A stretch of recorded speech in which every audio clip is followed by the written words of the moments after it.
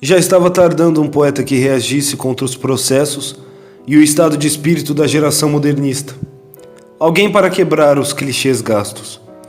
É verdade que havia os continuadores de parnasianos e simbolistas. Esses, porém, não reagiam, repetiam apenas. Era preciso um poeta que tivesse passado pela experiência moderna, que tivesse a assimilado e, portanto, embora diferenciando-se dela, afastando-se dela, soubesse aproveitar-lhe as lições. É o que entre nós se dá agora pela primeira vez, com a afirmação poética de Augusto Frederico Schmitt. O seu novo livro de poemas, O Pássaro Cego, precisa, com formosa eloquência, a anunciação do canto do brasileiro, do canto do liberto e do navio perdido. Augusto Frederico Schmitt retomou o fio partido da tradição romântica brasileira. Verseja com a mesma abundância descuidada. No amor é um poeta de sinhás.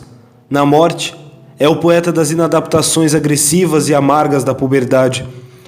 Como os românticos, mistura a sintaxe mole dos brasileiros, uma licença prosódica portuguesa de gosto bem duvidoso e diz, pela felicidade que jamais virá. Mas a inadaptação romântica dos nossos Casimiros de Abreu, ele junta um elemento de intensa dramaticidade que vem dos séculos bíblicos de sua raça.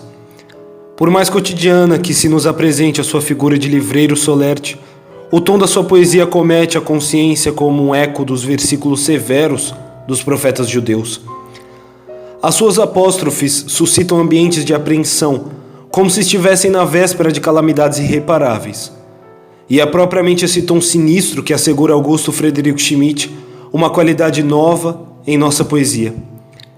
Esse tom é sua qualidade essencial, mas ao lado dela outras são de notar, muito saborosas, não tem dúvida, se bem que de natureza mecânica, facílimas de macaquear, e o próprio Schmitt é demasiado condescendente consigo mesmo na insistência em certos efeitos de sua predileção.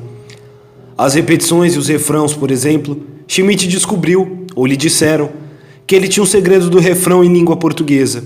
De fato, assim é.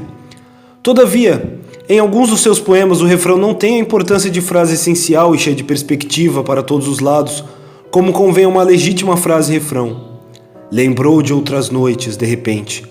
É imenso como evocação, mas não tem importância nenhuma o Quando Eu Passar, do poema de amor da página 101. Augusto Frederico Schmitt reparou no efeito encantatório das repetições. É um recurso trivial de magia. Toda palavra, ainda mais simples, toda palavra repetida adquire o valor de uma advertência terrível. Qualquer um pode fazer a experiência. Por aí já se deixa ver como é preciso usar com discrição um efeito de facilidade tão perigosa. Uma qualidade saborosa, e essa sem perigo, deste magnífico poeta é o jeito de pegar o poema já do meio. Lembrou de outras noites, de repente, no céu, o mesmo luar. E como começa e interrompe, de sorte que ficamos suspensos como o poema na mais completa indeterminação de tempo e espaço. Essa indeterminação é outra atitude frequente em Augusto Frederico Schmitt. Há poemas seus em que aparecem personagens inquietantes, desconhecidos, tão estranhos, que não se chega a identificá-los. Pode ser um simples amigo, também pode ser um inimigo, ou um tipo como Charlot, mas por absurda e até sacrílega que pareça a ideia, não se pode afastar de todo a hipótese da pessoa do Cristo. De resto, Schmitt é um dos poucos poetas que sabem falar a Deus com tranquila dignidade. Isso também deve proceder de seu fundo judaico. O cristão em tal colóquio toma uma postura muito sentimental e um tanto pedinchona por demais. Os antigos hebreus não. Schmitt a esse respeito não tem quem se lhe compare. Encontra sempre o tom justo, as palavras mais acertadas de respeito, de fé e confiança. Caminharei em busca do presépio a noite inteira, meu senhor. Schmitt é católico, mas o seu sentimento religioso não é repousado e repousante como o de Elisabeth Lesueur, por exemplo. Ele mesmo se pergunta num mau soneto irregular por que não crê em Deus sem se martirizar, e que as suas inquietações vêm talvez da insatisfação de bens terrestres, o que parece decorrer tão somente de sua falta de confiança em si.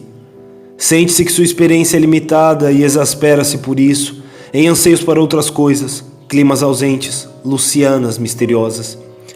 Um sintoma muito curioso desse estado de espírito é o seu gosto de falar nas formas do futuro. As luzes serão frias. Haverá apenas uma grande planície, Estarás ansiosa, tentarei fugir.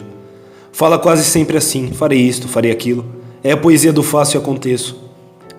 Há quem sinta e lamente a monotonia destes poemas e desejaria que o poeta se renovasse fora dos temas habituais do presságio, da morte e da inutilidade dos esforços.